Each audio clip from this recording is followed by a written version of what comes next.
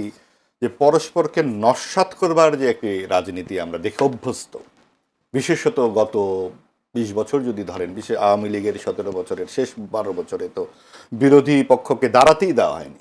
তার বিরোধিতা করলেই তাকে জামায়াত এবং বিএনপি আখ্যা দেওয়া হয়েছে, বলা হয়েছে তারা অগ্নি সন্ত্রাস করে, আগুনে তাদেরকে আগুন দেওয়াই হচ্ছে তাদের একমাত্র কাজ। এবং সেই হিসেবে আমরা দেখেছি যে 3টি নির্বাচন হয়েছে বিরোধীদের ছাড়া, 14, 18 এবং 24, একটা আমিডামি নির্বাচন, রাতের বেলা নির্বাচন, একা একা নির্বাচন। তো সব কিছুর পর যখন এইটার যে তীব্র একটা অভিঘাত মানুষের মধ্যে নেমে আসে, সেটাই কিন্তু 24-এর গণ অভ্যুত্থান, গণতন্ত্র এবং জবাবদিহিতার যে মানুষের আকাঙ্ক্ষা, তার জন্য 24-এর গণ অভ্যুত্থান। আপনি যেটা বললেন যে রক্তাক্ত জুলাই মাস এখন চলছে। এখন সমস্যাটা হচ্ছে কি, ধরেন যে কোনো প্রবাহের পক্ষে কথা বললে ঠিক আছে, আপনি হচ্ছেন আমার দলের লোক এবং আপনি খুবই ভালো কথা বলছেন, কিন্তু আপনি যদি কোনো একটা বিষয়ে বিপরীত ধরনের কথা বলেন, তখনই আপনাকে আখ্যা দেওয়া হবে আপনি তমুকের দোসর, তমুকের দালাল। তখন যেমন বিএনপি জামাতের পক্ষে বলা হলে তখন বলা হয়েছে বিএনপি জামাতের দালাল। এখন যদি বলা হয় যে আপনি নিজেই একটি রাষ্ট্রীয় ক্ষমতায় বসে বলছেন যে আওয়ামী লীগের রাজনীতি দিল্লিতে ধ্বংস হয়ে গেছে, আপনি তো রায় দিয়ে দিচ্ছেন, তাহলে কি আর বিচারের অবসরটা থাকছে? বরং এই ধরনের গুরুত্বপূর্ণ ব্যক্তিরা যদি বলতেন একটা বিচার হচ্ছে, বিচারটা যদি সুষ্ঠুভাবে হয়, বিচারে যা বেরিয়ে আসবে সেখান থেকে নিশ্চয়ই আদালত একটি রায় দিবেন, তাহলে তো আর আদালতের উপরে কোনো সেই অর্থে একটি খণ্ডনে বিএনপি রাজনীতি শেষ হয়ে গেছিল, হয়নি তো। তার মানে এগুলো রাজনীতি বক্তব্য, কখনোই কোনো রাজনীতি গিয়ে আরেকটা দেশের কোনো একটা জায়গায় গিয়ে শেষ হয়ে যায় না। ভারতের কাছে যে রাজনীতির বিক্রির গল্প, আমরা তো বহুদিন ধরে দেশ বিক্রির গল্প আমরা শুনেছি। আমরা যে মার্কিন যুক্তরাষ্ট্রের 250তম বার্ষিকী পালন হলো জাতীয় সংসদে, এই ঘটনাটা যদি ভারতের ক্ষেত্রে হতো এবং আওয়ামী লীগ যদি করতো, কি দাঁড়াতো? এমনিতেই তো আওয়ামী লীগ দেশ বিক্রি করে দেয়। আর জামাত ইসলামী তখন ওখানে গিয়ে বক্তব্য রাখছে যে মার্কিন যুক্তরাষ্ট্র আমাদের খুব ভালো বন্ধু। মার্কিন যুক্তরাষ্ট্র অবশ্যই বাংলাদেশের ভালো বন্ধু, সেই বন্ধুত্বের নজির তো আমরা বিভিন্ন সময় দেখেছি। আবার এমন কিছু কিছু ঘটনাও আমরা জানি যেগুলো আসলে ঠিক বন্ধুত্বের নজির দেয় না। সেটা সবার ক্ষেত্রেই, কেউ কখনো তো 100% বন্ধুত্ব হয় না। কিন্তু বিষয়টা হচ্ছে, যখন আপনি যাকে বিরোধিতা করবেন তার জন্য আপনি একরকম কথা বলবেন, আবার আপনি যার পক্ষ অবলম্বন করবেন তার জন্য আরেক রকম কথা বলবেন। যারা আমজনতা অথবা পার্টিজান, তারা এরকম কথা বলতে পারেন। এখন আপনি দেখবেন প্রায়শই একটি ব্যাপার ঘটে যাচ্ছে যে আপনার কালচারাল ফ্যাসিস্ট বলা হচ্ছে কাউকে কাউকে। একজন অভিনেত্রী পরিচালক, তিনি জুলাইকে নিয়ে একটি খুব বাজে মন্তব্য করেছেন, এটা নিয়ে তো তোলপাড় হয়ে গেছে। তো এই যে বাজে মন্তব্য বা অশালীন গালি কি ইনিই প্রথম দিয়েছিলেন? অর্থাৎ দুই পক্ষ থেকেই তো দেওয়া হচ্ছে। এই যে রাজনীতিতে একটা চির বিভাজিত একটা সংস্কৃতি আমরা দেখতে পাচ্ছি, এটা কি আমাদের গত 20 বছরের সংস্কৃতির ধারাবাহিকতা ছাড়া আর কি? তখন আপনি বিএনপি জামাতকে সমাজচ্যুত করবেন যে তারা থাকতে পারবে না সমাজে, এখন আপনি আওয়ামী লীগকে সমাজচ্যুত করবেন তারা থাকতে পারবে না সমাজে। তাতে লাভ কি? তখন লাভ হয়েছিল আওয়ামী লীগ এবং তাদের আমরা ও মামুদের, এখন লাভ কি? এখন লাভ হচ্ছে বিএনপি ও আমরা ও মামুদের। আমি একটা প্রশ্ন করি, সেটা হচ্ছে আপনি একটা সালাউদ্দিন আহমেদের কথা বলেছেন, তিনি শিলংয়ে ছিলেন, তারেক রহমান লন্ডনে ছিলেন, তারা কি গণ অভ্যুত্থানের মুখে পালিয়ে গিয়েছিলেন? নিশ্চয়ই না, নিশ্চয়ই না। এবং গণ অভ্যুত্থানের মুখে পালিয়ে যাওয়াটা নিয়েও তো নানান রকম মানে অনেক কথাবার্তা আছে, সেগুলোর জন্য তো আইন কানুন তৈরি নাই, এগুলো সব এআই এর কণ্ঠস্বর, এগুলোও বলা হচ্ছে। অর্থাৎ আপনাকে তো বাস্তবতায় দাঁড়াতে হবে। তখন যেই ঘটনাটা ছিল 1/11-এর সময় তারেক রহমান সাহেবকে যে নির্যাতন করা হয়েছে, নির্যাতন করার সময় যেই কাগজে লেখানো হয়েছিল মুচলেখা, আপনি নিশ্চয়ই এই মুচলেখাটিকে আপনি বলবেন না যে খুব শতপ্রণোদিত হয়ে দেওয়া হয়েছিল, ওটাও তো জোর করে দেওয়া হয়েছিল। তাহলে জোর করে আর কখন কি করা হয়েছিল আমরা তো জানি না। তখন তারেক রহমানের সাহেবের এই ঘটনাটা কি 17 বছরে বলা গিয়েছিল? তখন বললে কি এই অনুষ্ঠান আপনি প্রচার করতে পারতেন? তাহলে এখনো তো অনেক কিছু হয়তো বলা যাবে না, যা যখন সেই সব বললে হয়তো অনুষ্ঠানই প্রচার করা যাবে। জি, ধন্যবাদ। আমি আসবো আপনার কাছে। ডক্টর মোহাম্মদ আব্দুল কাদের, আপনার কাছে একটু জানতে চাই, সালাউদ্দিন আহমেদ তিনি আরও অভিযোগ করেছেন জঙ্গিবাদের মধ্য দিয়ে শেখ হাসিনার কাছ থেকে রাষ্ট্র ক্ষমতা কেড়ে নেওয়া হচ্ছে, এমন অভিযোগ করা হচ্ছে আওয়ামী লীগের পক্ষ থেকে। আপনার বিশ্লেষণ কি? আসলে জঙ্গিবাদের তকমা দিচ্ছে আওয়ামী লীগের পক্ষ থেকে, জঙ্গিবাদের মধ্য দিয়ে এই সরকার মানে আওয়ামী লীগ সরকারকে ক্ষমতাচ্যুত করা হয়েছে, আওয়ামী লীগের লোকেরাই এই কথাগুলো বলছেন, যেটি স্বরাষ্ট্রমন্ত্রী তিনি উল্লেখ করেছেন বক্তব্যে।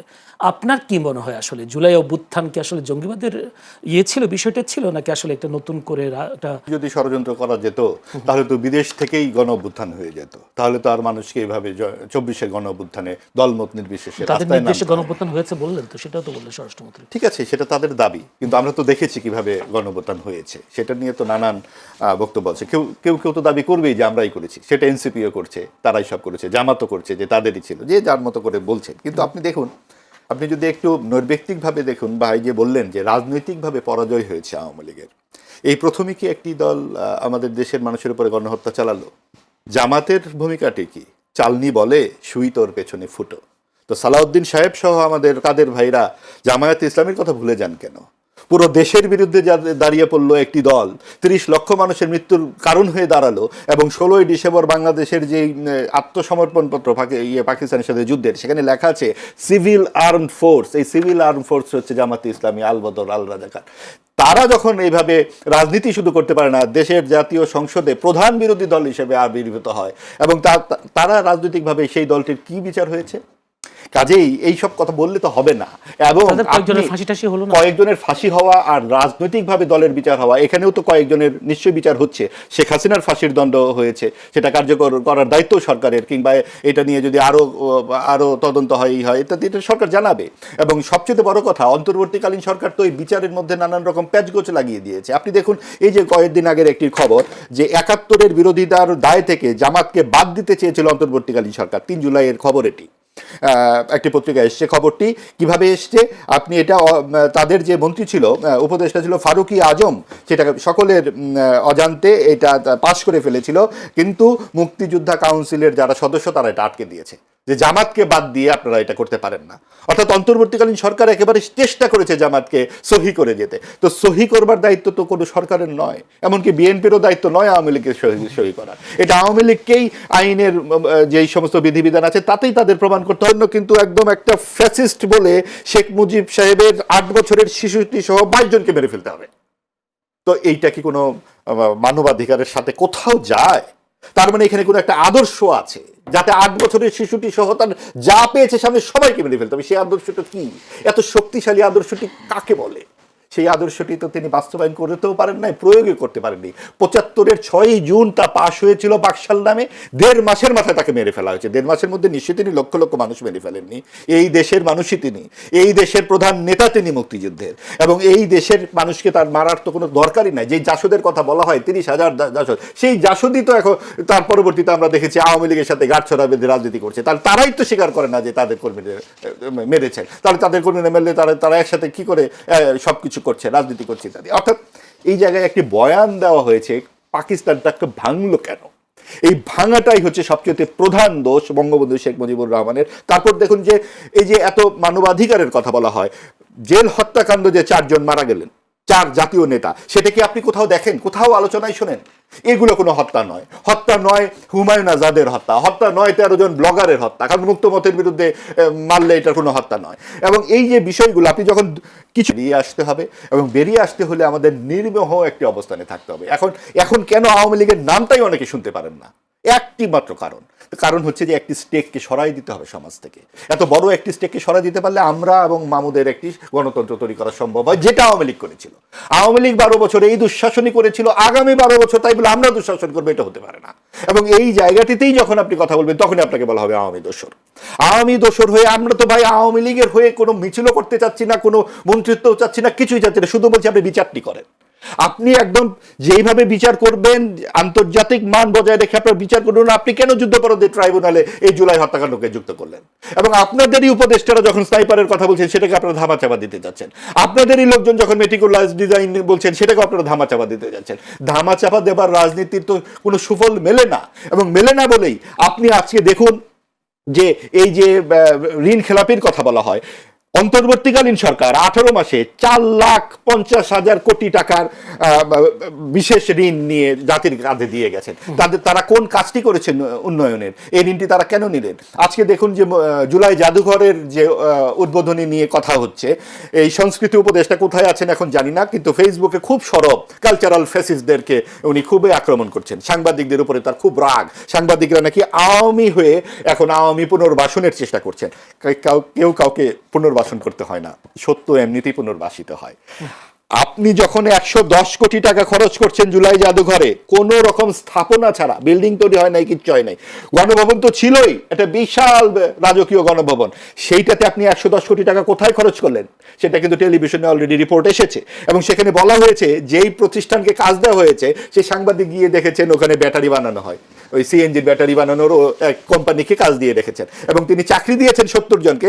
তারা যখন এটা বিজ্ঞপ্তি দিয়েছেন পত্রিকায়, তার দুদিন আগে চাকরি দিয়েছেন, চাকরি দেওয়ার পরে বিজ্ঞপ্তি দিয়েছেন, এবং তার লোকজনদেরকেই বসিয়ে রেখেছেন, এখনো তাদের চাকরি আছে জাদুঘরে, এবং তারা মিলেই এই সমস্ত লুটপাট করেছেন, এবং তারা সারাদিন বলছেন যে কালচারাল ফ্যাসিস্টদেরকে রুখতে হবে কারণ এরা আওয়ামী লীগের পক্ষে কথা বলে। সেগুলোর বিচারও হবে সেরকম কথা বলা হচ্ছে। সেই বিচার হতে হতে রোজ কিয়ামতের দিন উপস্থিত হয়ে যাবে, কারণ শ্বেতপত্রের কথাটা বিএনপির এতদিনে সালাউদ্দিন আহমেদ সাহেব বলেছেন 4.5 মাস পরে। কেন আওয়ামী লীগ যাওয়ার পর তো অন্তর্বর্তীকালীন সরকার অর্থনৈতিক বিষয়ক শ্বেতপত্র তৈরি করলো। এখানে যখন এই সমস্ত লুটপাটের কথা উঠছে, অন্তর্বর্তীকালীন সরকারের শ্বেতপত্রটা তৈরি করতে অসুবিধা কি? যে 1500 বা 2000 মানুষের হত্যাকাণ্ডের কথা বলা হচ্ছে, সেটা নিয়ে এত আপত্তি সকলের, অবশ্যই আপত্তিকর। 700 শিশু যে মারা গেল হামে, সেটা আপত্তিকর নয়? এবং সেইটা নিয়ে কোনো কথা হয়? সেটা নিয়ে কি কোনো দেওয়াল লিখন করা হয়? সেটা নিয়ে বলা হয় যে আপনি কাকে স্বাস্থ্য উপদেষ্টা বানিয়েছিলেন? তিনি যেভাবে আমাদের শিশুদের মেরে চলে গেলেন। আপনারা কারা? আপনারা যারা উপদেষ্টা হয়েছিলেন, না জানেন হামের চিকিৎসা, না জানেন গণতন্ত্র, না জানেন বাক স্বাধীনতা, না জানেন উন্নয়ন, আপনারা তো খালি জানেন লুটপাট। আপনারা তো খালি জানেন কিভাবে নিজেদের তহবিল পরিপূর্ণ করতে হয়, নিজেদের ঋণ কিভাবে মাফ করতে হয়, নিজেদের কর কিভাবে মাফ করতে হবে, কিভাবে বিশ্ববিদ্যালয় মাফ করতে হবে। আপনি চিন্তা করুন, জুলাই সনদ নামে একটা এমন সংস্কার কর্মসূচি তারা নিয়েছে যাতে বিএনপি এবং আওয়ামী লীগের মতো বড় দলের হাত পায়ে শেকল বেঁধে দেওয়া যায়। বিএনপি যদি আজকে 2/3 ভোট না পেত, আপনি এখানে আপনি দেখুন যে 71-এর চেতনা, যে প্রশ্নটি আপনি করলেন, বিক্রি করার, আসলে চেতনা বিক্রি করলে তো সকলেরই বিক্রি করা উচিত, এটা তো খারাপ কিছু না। চেতনা ব্যবসার কথা বলা হয়, আচ্ছা ভালো একটা জিনিসের ব্যবসা করলে অসুবিধা কোথায়? এত কারো এত রাগ হয় কেন? ভালো জিনিস করতে গিয়ে তো ওনাকে পালিয়ে চলে যেত। সেই জন্য এইটা নিয়ে তো আসলে আমরা বিচার করতে পারি না কে পালিয়ে গেল, এটা দায়িত্ব আমি নিতে পারি না, আমি তো পালিয়ে যাইনি, কাজে এটা যারা গিয়েছে তারা উত্তর দিবে। কিন্তু আমাদের কথা হচ্ছে দেশটা তো আমাদের, চেতনা নিয়ে ব্যবসা করেন। অবশ্যই করি, কারণ আমি 71-এর চেতনা বলতে কি বুঝি সেটা বলছি। সেই জায়গাটাতেই তো মানুষের রাগ। 71-এর চেতনার ব্যবসা আমি করি। 71-এর চেতনা মানে মুক্তিযুদ্ধ, জাত যে সংবিধান, তার 4টি স্তম্ভ, ধর্মনিরপেক্ষতা, সমাজতন্ত্র, গণতন্ত্র, জাতীয়তাবাদ, সেইটা যারা বিশ্বাস করে না তারাই তাদের রাগটা ওইখানে, যে আমরা কেন ধর্মনিরপেক্ষ হব? আমরা তো এখানে 92%। আমরা ভারতীয় হিন্দুত্ববাদ ওদিকে আছে, ওদিকে পাকিস্তানের মুসলমানিত্ব আছে, আমাদেরকেও কেন একটি বিশেষ ধর্মের হতে হবে? এটাই তো আমরা বুঝলাম না, এবং সেই জায়গার থেকেই যেহেতু সরতে হবে। সেটা আপনার গণতন্ত্র 72-এর যে সংবিধানকে বারবার বলা হয় ভারতীয় দাসে, ওখানে কোথায় ভারতীয় অঙ্গরাজ্যের কথা লেখা আছে? বঙ্গবন্ধুকে যদি ভারতীয় অঙ্গরাজ্যের অন্তর্ভুক্ত করতে হতো বাংলাদেশকে, তাহলে তো জীবনের অধিকাংশ সময় জেলে থেকে, আর ভাই যেই বইয়ের কথা বললেন সেখানে পরিষ্কার লেখা আছে তাদের আন্দোলনের কথা, অত সারা জীবন আন্দোলন করতে হতো না, এটা সরাসরি অঙ্গরাজ্য হলে হতো, খুব সহজ সমাধান ছিল। তাহলে এত রক্তক্ষয়ী আন্দোলন কেন?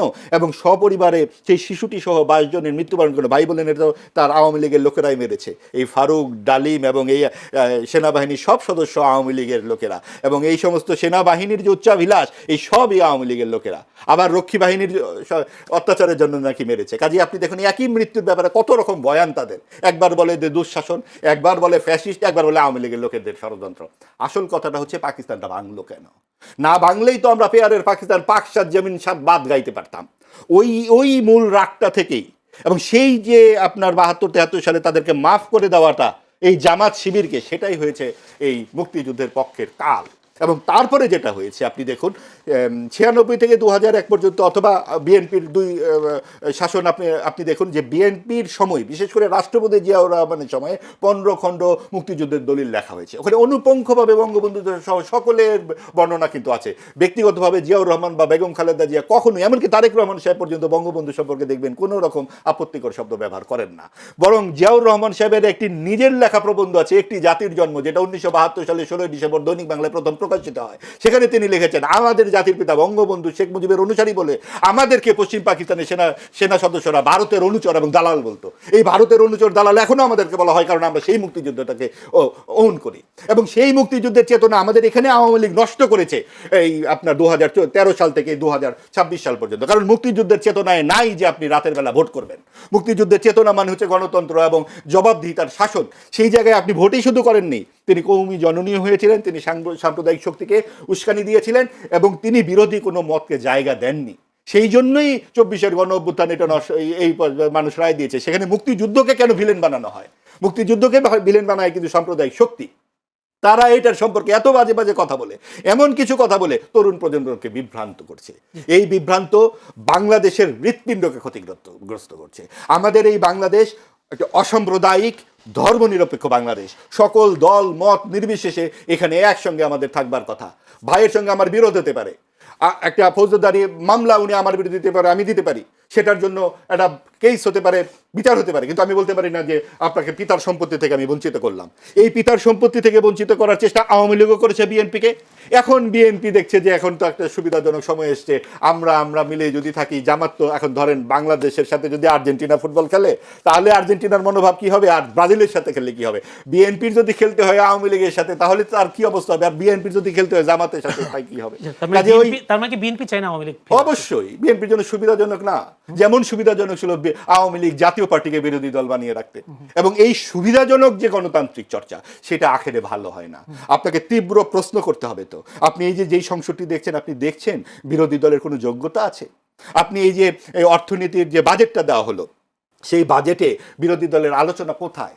কয়টি প্রস্তাব তারা দিতে পেরেছে? আমি একটি রিপোর্টে দেখলাম যে তারা কোনো রকম সংশোধনীমূলক প্রস্তাবই দেয়নি। এটা এই দেশের বাজেটে এই প্রথমবারের মতো বিরোধী দলের কোনো সংশোধনী ছাড়া এটা অর্থ বাজেট পাশ হয়েছে।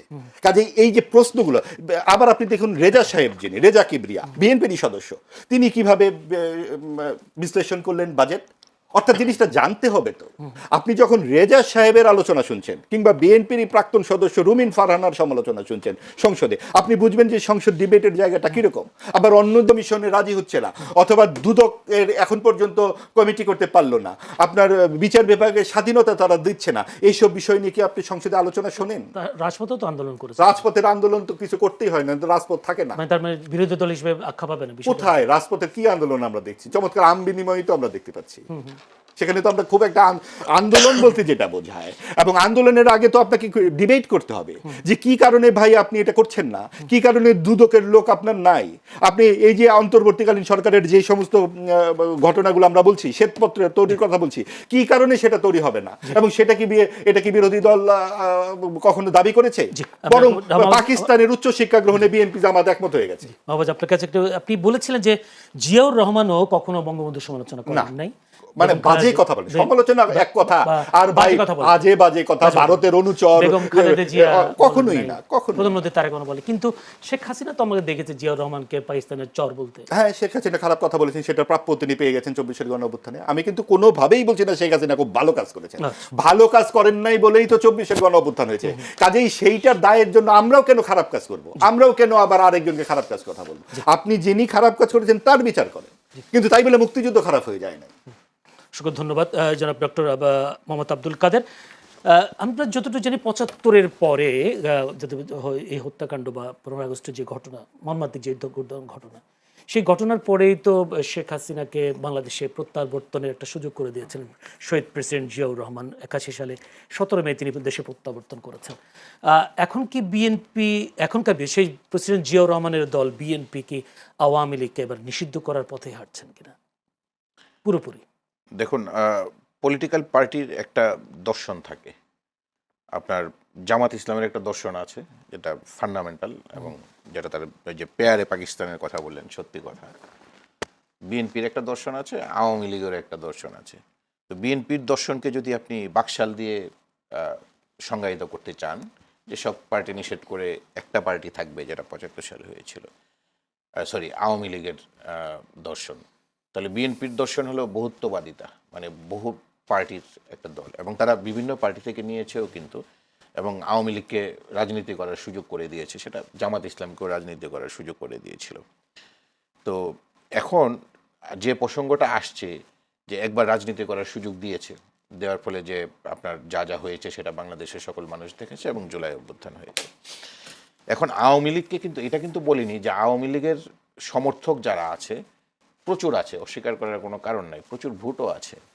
তো তাদেরকে রাজনীতি মানে মানে রাজনীতি করতে দিবে না, সেটা ইন্টারিম সরকারের সময় বলা হয়েছিল যে আইসিটি অ্যাক্টে বিচার না হওয়া পর্যন্ত কার্যক্রম সাময়িকভাবে নিষিদ্ধ থাকবে। বিএনপির কেউ কিন্তু বলছে না যে যারা সমর্থক আছে তাদেরকে ধরো, মারো, গুম করে ফেলো, এগুলো কিন্তু করছে না।